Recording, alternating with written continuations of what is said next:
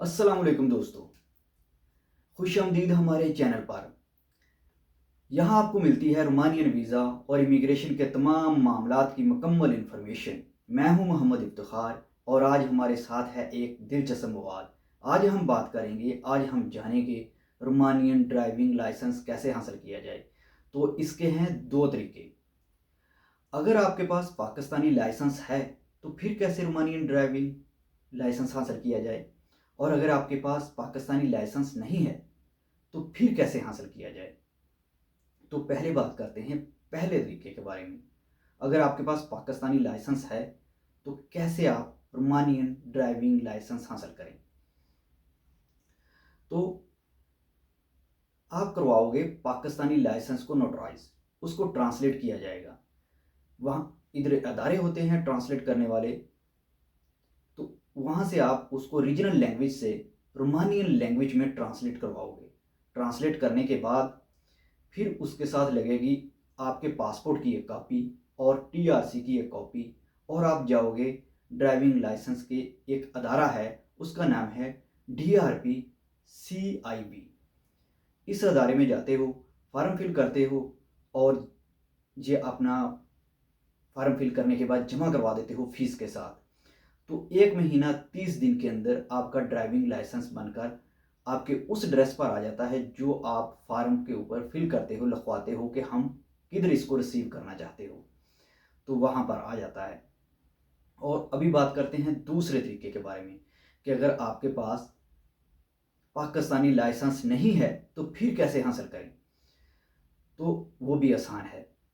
उसके लिए आप उसी अदारे में जाओगे, जाने के बाद फॉर्म फिल करोगे, फीस जमा करवाओगे, तो आपको भेज दिया जाएगा ट्रेनिंग के लिए। तो आपकी ट्रेनिंग होगी, आपको पढ़ाया भी जाएगा और सिखाया भी जाएगा।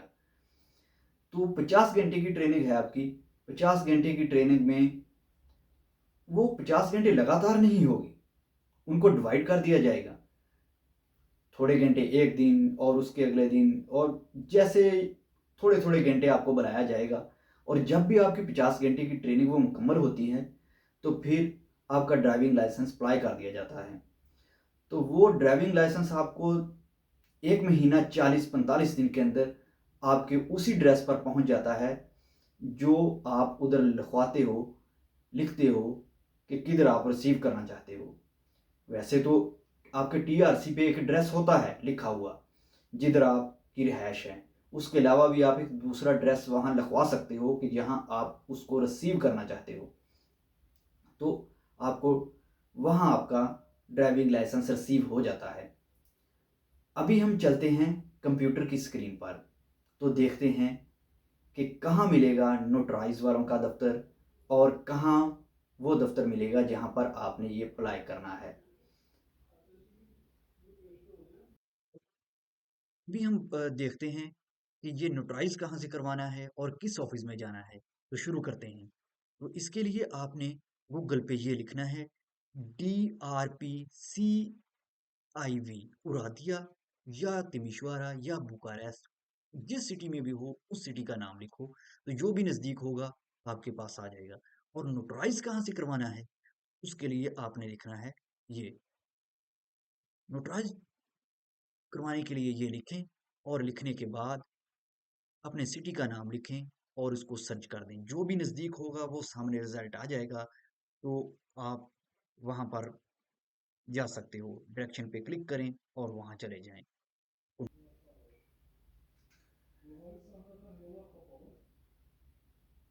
अभी इसी के साथ वीडियो का खात्मा होता है।